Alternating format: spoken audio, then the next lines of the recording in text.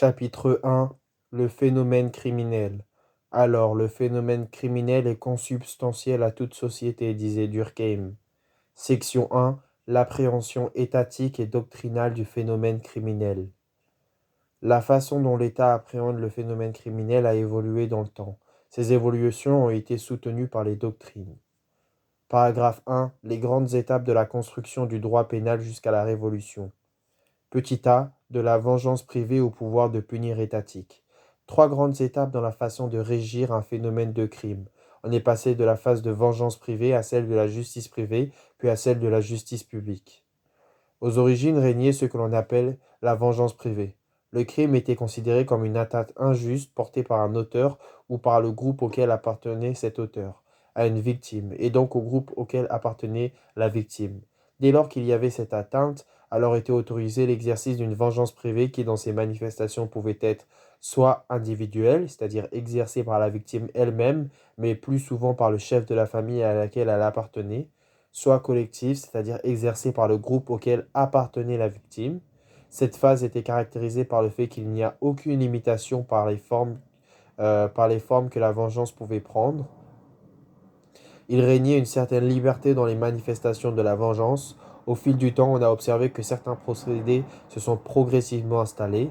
On est passé alors d'une phase de justice à une phase de justice privée. La justice privée désigne le fait que les protagonistes restaient les mêmes.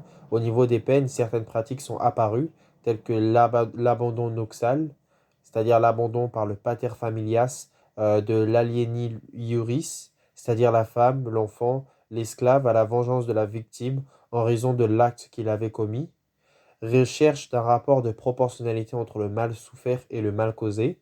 Cela correspond à ce que l'on appelle la loi du talion, œil pour œil, dent pour dent.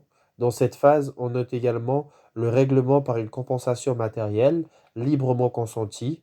Les conflits étaient toujours réglés entre particuliers, mais de plus en plus fréquemment, ces conflits étaient par le versement d'une compensation pécuniaire par l'agresseur de la victime. Ces conflits étaient réglés par le versement d'une compensation pécuniaire par l'agresseur de la victime. Si la victime et sa famille acceptaient cette compensation, ils renonçaient au droit de vengeance. La justice publique, cette fois-ci l'initiative de la réponse, est apportée et transférée à un tiers représentant de la collectivité. Cette justice est développée à l'époque du Moyen Âge avec la période féodale. Justice pénale ecclésiastique, justice seigneurale et droit coutumier. B. La période de l'Ancien Régime. Philosophie punitive et rétributive derrière la justice pénale. Justice ecclésiastique était marquée par l'idée de rédemption. Une rédemption était attendue par l'appel avec l'idée d'expiation de la faute par le coupable. C'était déjà une évolution intéressante. On commençait à s'intéresser à l'auteur et non plus uniquement à son acte. La justice ecclésiastique s'est réduite à la justice royale.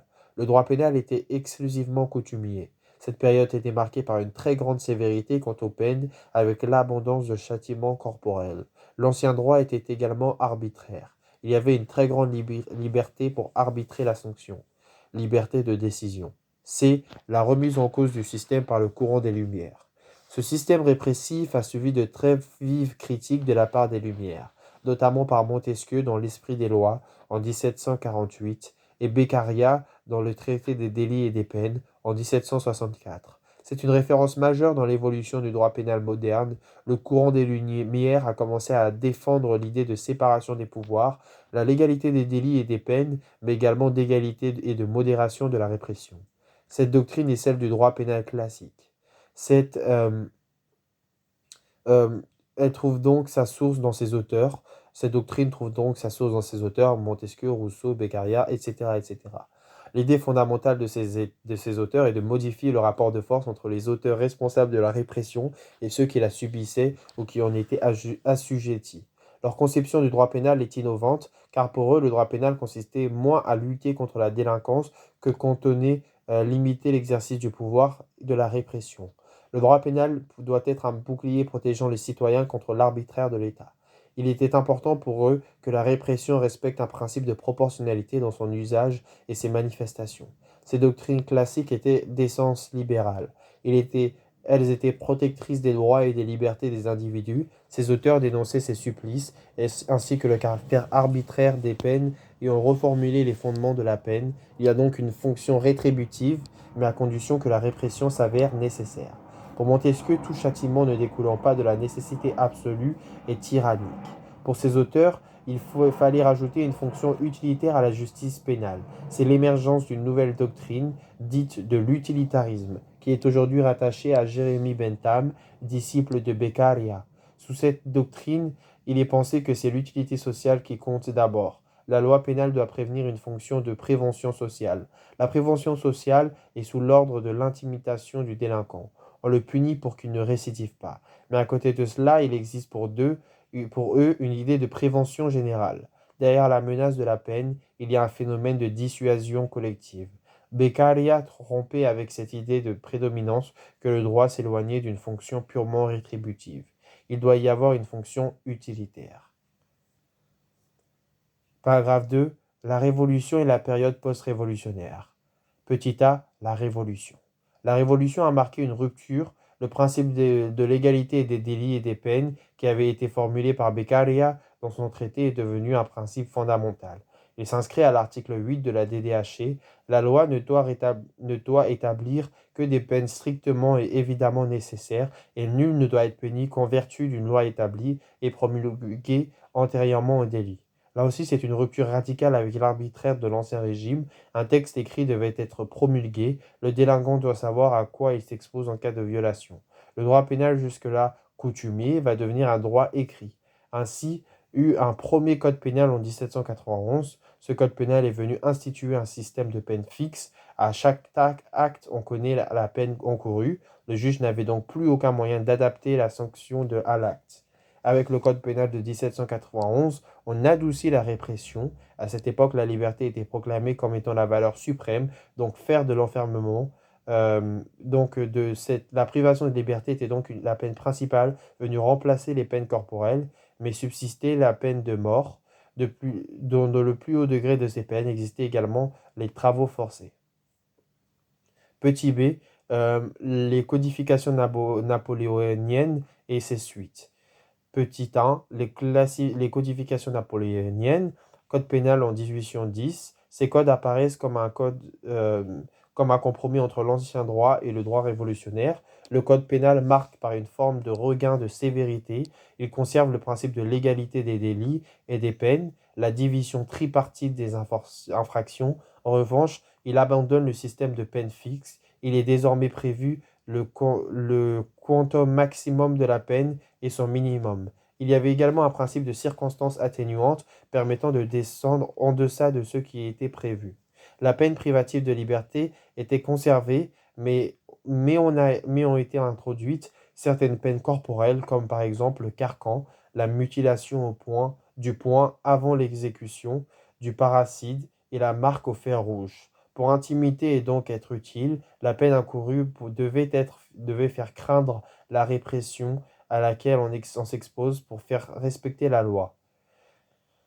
Ce code napoléonien de 1810 a servi de modèle pour de nombreux pays européens, malgré qu'on lui connaisse de nombreuses limites comme un problème de structuration. Petit 2, les conséquences. Les doctrines pénales permettent de suivre l'évolution du droit pénal. Avant le 19e siècle, il y avait une philosophie. À chaque fois, au milieu du 19e siècle, il y a une diversification des courants de pensée juxtaposés. À cette époque, l'idée de politique criminelle à mettre en place, les gouvernements prennent en conscience que la lutte contre le phénomène criminel ne dépend pas d'un courant de pensée, comment punir, mais que d'autres facteurs entrent en jeu, la politique de manière générale, des questions de budget, etc. etc., etc. Petit a, l'école néoclassique, slash électrique. L'école a pour représentant Louis-Philippe Guizot, 19e siècle, Rossi, un universitaire, ou encore Ortolan, un autre universitaire. Leur philosophie se résume par une formule célèbre: la société ne doit punir ni plus qu'il n'est juste, ni plus qu'il n'est utile. Cette formule ressemble à une synthèse entre les idées de l'époque révolutionnaire et celles de l'ancien droit. On retrouve une idée de rétribution, mal en retour, et de punir justement. On a là une idée de proportionnalité. Toute incrimination doit être nécessaire et la peine pour être juste et utile doit être individualisée. Cette philosophie a marqué le droit pénal. Il y a eu un adoucissement des peines et l'intérêt porté surtout à l'individualisation des peines. Individualisation des peines. Pour choisir une peine, le juge va l'individualiser en fonction des faits, mais également en fonction de la personnalité du coupable. Une loi de 1832 a ainsi supprimé les peines corporelles et a diminué un certain nombre de peines encourues, qui a institué une distinction entre les peines politiques et les peines de droit commun. Cela traduit l'idée que la répression doit s'adapter à l'état d'esprit, entre un état d'esprit et un délinquant de droit commun. C'est également ce qui a conduit à l'abolition de la peine de mort en termes de sanctions politiques. 1848, c'est avec la Constitution de 1848 que la peine de mort en matière politique a été abolie. Petit b, l'école positiviste. À la fin du 19e siècle, le courant positiviste émerge, qui a été marqué par l'influence de la criminologie. C'est une doctrine qui s'est voulue novatrice. Elle était fondée par l'idée du déterminisme, alors que jusqu'à que les autres doctrines ont été fondées par un postulat de départ, celle du libre arbitre des individus. On considérait jusqu'à là que l'individu était moralement libre, que par l'acte criminel, il manifestait sa volonté de mal user sa liberté, et donc il manifeste sa volonté de transgresser la règle ainsi que l'ordre social établi. Auguste Comte fonde l'école positiviste et il a commencé à réfuter le principe de libre arbitre de l'homme. Pour lui, l'homme est déterminé dans ses actes. C'est comme si, selon un certain nombre de facteurs, son destin était tracé. Ses disciples ont formé une école de criminologie, l'école positiviste italienne. Pour eux, l'homme n'est moralement pas libre, il est déterminé dans ses actes, donc pas responsable. Son crime est le résultat inexorable de différentes causes et donc il ne choisit pas de commettre ces infractions. Il est inutile d'évoquer une quelconque responsabilité morale. Le criminel, s'il est moralement responsable, reste socialement dangereux et représente donc une menace pour la collectivité. La société doit se préserver de ce risque contre l'état dangereux présenté par le délinquant. Ils vont considérer qu'il faut se baser uniquement sur la question du danger que fait peser l'individu sur la société, mais pour savoir comment réagir, il faudrait établir un diagnostic de dangerosité pour connaître quel peut être son traitement le plus adapté. Soit un régime de mesures de sûreté, dont le but est uniquement de pouvoir neutraliser la dangerosité, ainsi de préserver la société, soit l'élimination de l'individu lorsque toute idée de réadaptation est proscrite, soit en lui appliquant des mesures de réadaptation, des mesures pour réintégrer l'individu. Selon cette école, il existe plusieurs facteurs différents chez les individus qui déterminent le comportement criminel. Pour Lombroso, on peut trouver des explications anthropologiques à la criminalité. Il est allé jusqu'à rétablir la description de traits morphologiques qui sont restés célèbres mais très critiqués. Ce sont des traits presque caricaturaux, se voyant opposés par de vives critiques.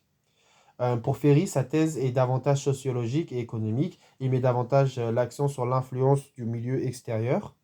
Et pour l'école positivisme, il y a eu une mise en place de 5 types de criminels. Les criminels nés, les criminels aliénés, les criminels d'habitude, NPAR, les criminels occasionnels ou encore les criminels passionnels. Les 3 premiers types de criminels représentent les plus dangereux, c'est-à-dire criminels nés, criminels aliénés ou encore les criminels d'habitude. Il faut les exclure ou les éliminer, tandis que les 3 autres peuvent être traités, c'est-à-dire les criminels d'habitude, pardon, les criminels occasionnels ou encore passionnels. Pour eux, on n'apporte pas une peine face, comment dire, pour eux, on n'apporte pas une peine face au crime, mais une mesure de sûreté qui peut être curative, éducative ou éliminatrice. Mort, prison. C'est instauré par une loi de 1885 et la loi a également instauré l'interdiction du séjour, interdire certains lieux aux condamnés. Alors, c'est l'école du milieu social, école représentée par Alexandre de Lascassagne, excusez-moi, c'est difficile, hein, médecin légiste. Pour lui, les facteurs sociaux acquis, c'est-à-dire l'environnement social qu'il appellera l'organisme social, ont une grande influence. L'accent qu'il met sur le milieu social n'implique pas le rejet des deux autres types d'anomalies, mais il rompt avec le déterminisme. Il peut y avoir un lien entre le milieu social et le passage à l'acte, mais pour lui, il n'y a pas de déterminisme. Pour lui, le milieu social est un brouillon de culture du criminel. Le criminel est un microbe qui doit trouver son brouillon de culture. La société a des criminels qu'elle mérite. Le milieu social a une influence biologique sur le cerveau, car sa partie occipitale semble sensible aux circonstances sociales. Le facteur social est un lieu dans lequel nous vivons et et le lieu dans lequel nous vivons sont très importants. Ces facteurs retentissent surtout sur la partie occipitale du cerveau. S'il n'y a pas d'équilibre parfait, on se trouve en présence du vice, du crime, de la révolte contre l'état social. D. La défense sociale et la défense sociale nouvelle. Défense, c'est égal à protéger la société contre le crime. Cette doctrine est née au XXe siècle. Elle est née aux idées d'Adolphe le Prince. Là, bizarre le prénom, hein, bizarre. Adolphe Prince. Il refuse le déterminisme. L'idée est de défendre la société en réadaptant dans la mesure du possible les délinquants. Il faut donc responsabiliser et réadapter. Pour cela, il faut donc s'intéresser aux délinquants beaucoup plus qu'à l'acte et à la réponse et la réponse doit être individualisée. Il ne faut pas s'attacher à l'infraction elle-même, car sinon cela renverrait à une réappréciation objective de l'infraction. Pour F. Grammatica, il faut se détacher des notions de responsabilité et d'infraction. Pour lui, il y a presque une incompatibilité entre le droit pénal et la défense sociale. La seule chose qui compte, c'est l'antisocialité et qu'on ne s'interroge pas sur sa responsabilité. En France, Marc Ancel a publié un ouvrage important, La défense sociale nouvelle, en 1954. Là encore, lui non plus adhère pas au déterminisme et croit au concept de faute et de responsabilité avec la citation suivante. Et la responsabilité constitue le moteur essentiel du processus de resocialisation.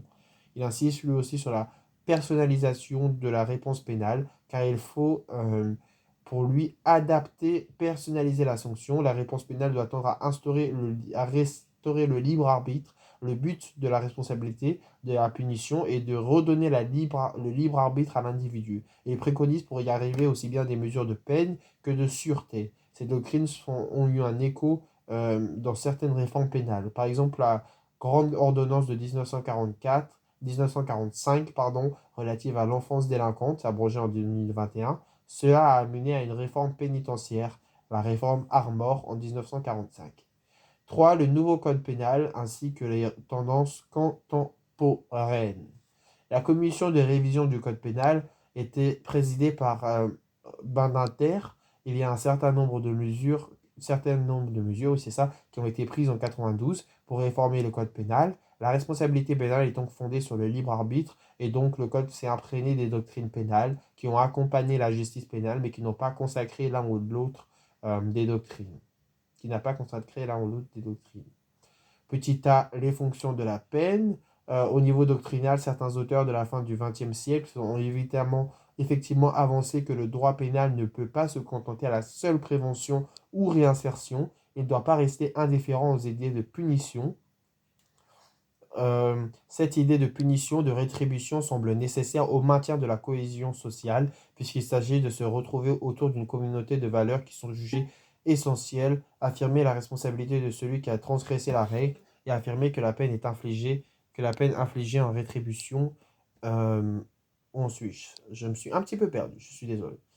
Euh, ne peut se contenter à la seule prévention ou réinsertion et ne doit pas rester indifférent aux idées de punition. Cette idée de punition, de rétribution semble nécessaire au maintien de cohésion sociale puisqu'il s'agit de se retrouver autour d'une communauté de valeurs qui sont jugées essentielles, affirmer la responsabilité de celui qui a transgressé la règle et affirmer que la peine infligée en rétribution de la transgression de la règle, cela a une valeur pédagogique et éducative qui est nécessaire. Il faut sans doute avoir dans la formulation des fonctions de la peine article 130-1 du Code pénal, le résultat de ces différentes doctrines qui ont construit le concept de la responsabilité pénale de la peine, afin d'assurer la protection de la société, de prévenir la commission de nouvelles infractions et de restaurer l'équilibre social. La peine a pour fonction de sanctionner, mais également de favoriser son amendement et son insertion ou sa réinsertion. De même, la démarche d'individualisation des peines s'est poursuivie, la diversification des peines dans l'arsenal répressif qui sont autant de choix offerts aux juges lors du prononcé de la condamnation. Aujourd'hui, il y a une vraie politique pénale qui a été mise en œuvre au stade de l'exécution de la peine. Après la condamnation, il y a plein de moyens d'individualiser la condamnation dans la phase post-sétentielle. Tout est centré sur le moyen de réinsérer le condamné. Ce qui a caractérisé la fin du XXe siècle et même aujourd'hui, c'est qu'il y a eu une lutte contre les courtes peines d'emprisonnement. Leur effet néfaste a même été criminogène, été considéré depuis longtemps. Elles ont pour effet de désocialiser davantage le délinquant. L'incarcération dégrade en effet les liens familiaux essentiels à l'individu. Il y a en effet un effet de stigmatisation qui peut gêner pour retrouver un emploi. Ces peines courtes sont exécutées dans des missions d'arrêt qui sont en surpopulation carcérale et qui ne permettent pas de répondre au respect de la dignité humaine.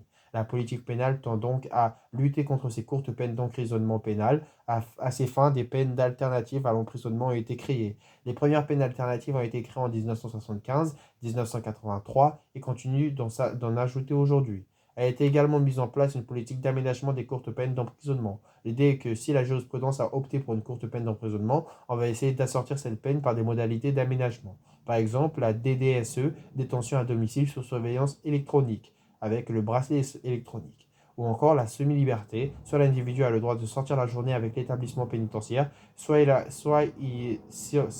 s'il habite trop loin, il peut être maintenu libre la semaine, mais doit réintégrer le week-end. L'empreinte petit b, l'empreinte logique sécuritaire dans la politique pénale. Alors, c'est une tendance de ces dernières années, un mouvement législatif vers une logique sécuritaire, mouvement que l'on retrouve même dans l'intitulé des lois. Aujourd'hui, il est souvent dénoncé par les auteurs, le développement d'un droit pénal de plus en plus dérogatoire au droit commun, portant sur les atteintes plus grandes aux libertés individuelles. Il est également remarqué que le droit pénal intervient de plus en plus en amont de la réalisation d'un préjudice par l'infraction. Au nom de la prévention collective et de la sécurité, on va faire intervenir la répression en amont. Par exemple, le type est l'association de malfaiteurs. Cette infraction vient sanctionner ceux qui sont en train de préparer une ou plusieurs infractions. Donc on présage le danger qui vient uniquement punir des actes préparatoires. On vient qualifier d'infraction des actes préparant une infraction. On sanctionne les individus à une étape où ils n'auraient peut-être pas commis l'infraction. Le législateur a développé l'arsenal de mesures de sûreté. En 1978, la période sûreté, modalité d'exécution de la peine, c'est une période pendant laquelle personne ne peut solliciter aucun aménagement de peine. Cette période de sûreté en 1978 a vu son domaine élargi et sa répression augmenter. En 1994, période de sûreté incompressible, c'est-à-dire qui a créé la possibilité d'une période de sûreté dite incompressible qui accompagne une réclusion criminelle à perpétuité, notamment pour les condamnés d'un meurtre d'un ado de 15 ans précédé de viol, acte de torture. 2016, extension de la loi de sûreté. Une loi de 2016 est venue étendre cette période de sûreté incompressible dans le cadre de la lutte contre le terrorisme après les attentats de 2015. Pour la CEDH, le fait d'avoir une période de sûreté incompressible, c'est un traitement inhumain et dégradant. L'absence de perspective possible pour réduire sa condamnation, c'est le cas en France, relève d'un examen de la période de sûreté après 30 ans. CEDH Baudin contre France 2014. Dont des mesures de sûreté sont mises en place pour surveiller un condamné après son relâchement dans une idée de danger. Des mesures de sûreté sont mises en place pour surveiller un condamné après son relâchement dans une idée de mesure de danger. Oh, casse-couille. Oups.